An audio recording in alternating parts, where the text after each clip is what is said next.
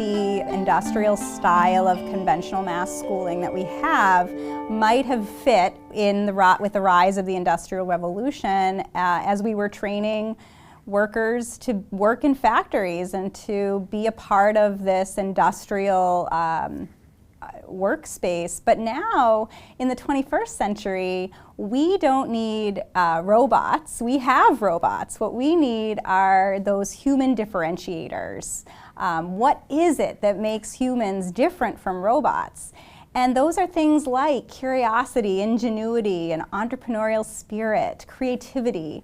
Those are the things that separate humans from robots, and those are the kinds of skills and qualities that we need to cultivate. The good news is that we don't have to create a curriculum to teach kids to be curious or creative. We don't have to make this an objective and a lesson plan. We simply have to stop crushing the creativity out of children with a coercive system of schooling and instead embrace unschooling that will facilitate these natural human qualities and enable people to grow up and be very successful in what is a very ambiguous, volatile, uncertain world. In fact, the World Economic Forum recently reported that some of the most in-demand skill sets and occupations today didn't exist 5 or 10 years ago.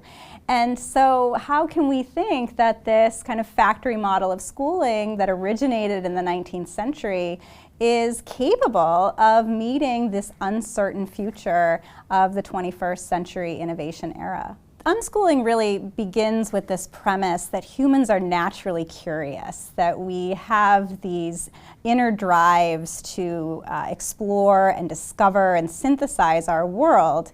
And as my colleague, Peter Gray, who wrote the foreword to my book, Unschooled, says, he's a psychology professor at Bowdoin College, he says these drives don't turn themselves off when a child turns 5 or 6 years old. We turn them off with a coercive system of schooling. And so the idea with unschooling and self-directed education more broadly is let's just not turn off those natural drives for learning and curiosity that all humans naturally possess. Let's facilitate the expansion of that curiosity and that discovery by supporting a child's inner drive to learn, discover, and do. So there's no typical day for a self-directed learner. It really depends on the child's interests, the family's needs and realities, and the setting in which unschooling is occurring. So it could be a version of homeschooling that focuses on freedom and autonomy and self-direction, in which the child will be taking classes or participating in activities that are meaningful to that child on any given day, using the abundant resources of the community around them. Some unschoolers attend a self-directed learning center or a self-directed school like the Sudbury model of education, where they attend a setting that's outside of their home and again are able to do the same kinds of things, take classes if they want to, participate in activities that are meaningful to them, receive mentoring, and are able to shadow other adults and other peers, learning from the environment. So the role of the adults in unschooling is to provide these resources and opportunities and to facilitate a child's self-directed learning, but to do that without coercion. So nothing is required of the child. It's not that now we're going to sit down and do math for 45 minutes or we're going to read this particular history book for 45 minutes. It's really supporting those natural drives.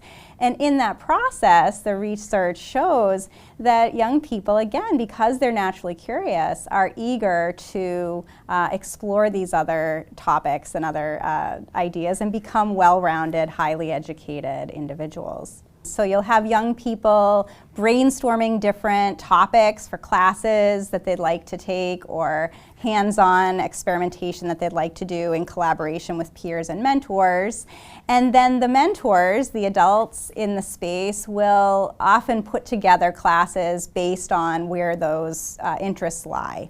And so those classes will be offered, but a key feature of unschooling is, again, this idea that you're not required, you're not mandated to do those classes. So typically in most of these spaces, there may be classes being offered, again, tied to suggestions made by the young people, but you also will have a welcoming space for young people who don't want to do those classes. So you might have kids building a fort or working in a kind of makerspace environment, or you might have a group working on creating a play, and there'll be adult mentors there to help and facilitate, but not necessarily to direct the actions of those young people. So it may at first glance seem like, how could you possibly organize all of these young people who are not in a kind of standard classroom setting?